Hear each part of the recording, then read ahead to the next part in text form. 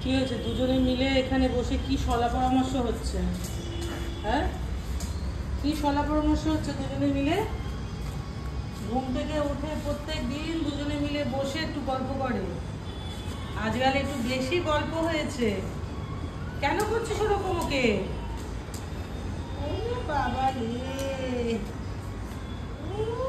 ক্যান্ডির কি এখনো দুপুরের ঘুমটা এখনো ঠিক মতো কাটেনি নাকি? বলে বাবা রে, আমি কোথায় যাই? এত ভালোবাসা, এত ভালোবাসা। তোমার বল কই, বল। আচ্ছা আচ্ছা, কোথায় যাবে?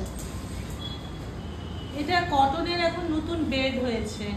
ও তো ওপরে উঠে মানে ঘুমাতে চায় না, ওঠে না আর কি, ভয়ে। আর ওর এত ঠান্ডা, চোখের মধ্যে সব ঠান্ডা লাগছে। আবার দেখছে কি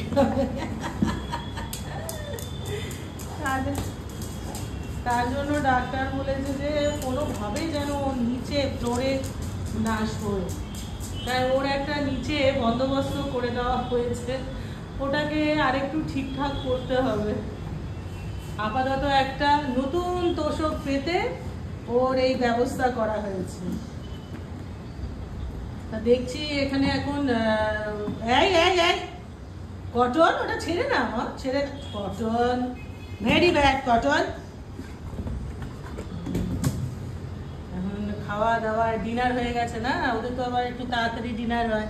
এখন বেশ একটু ফুর্তির মেজাজে রয়েছে, কিন্তু কটনের এই ক্যান্ডির এখনো ঘুম কাটেনি। ক্যান্ডির ঘুম কাটেনি, ওটা দে, আমি নিচে থেকে নিয়ে আসি, ওটাকে পাম্প করিয়ে আনি। কটন, ওটা কামড়িও না ক্যান্ডি মা। বলি বাবা, বলি বাবা দিয়ে ক্যান্ডি সোনা, আমার সোনা। আবার ওকে দেখো তো, কটনের প্রচন্ড ঠান্ডা লাগছে, মানে ঠান্ডাটা যে কিভাবে লেগে যায় ভগবান জানে। এখনো তো এত ঠান্ডা পড়েও নি।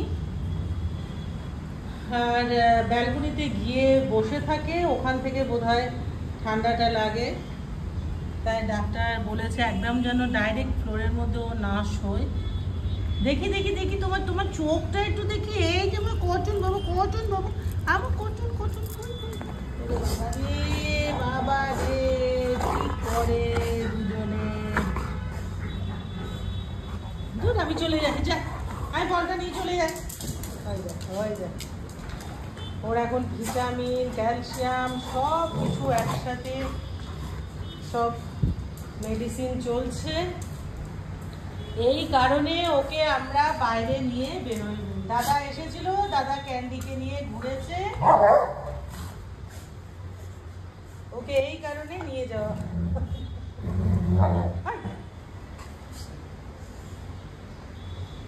কি করবে তোমরা এখন? খেলু খেলু করবে? আচ্ছা ঠিক আছে, তা আমি সরে যাচ্ছি তোমাদের এখান থেকে, আমি সরে যাচ্ছি, আমি সরে যাচ্ছি।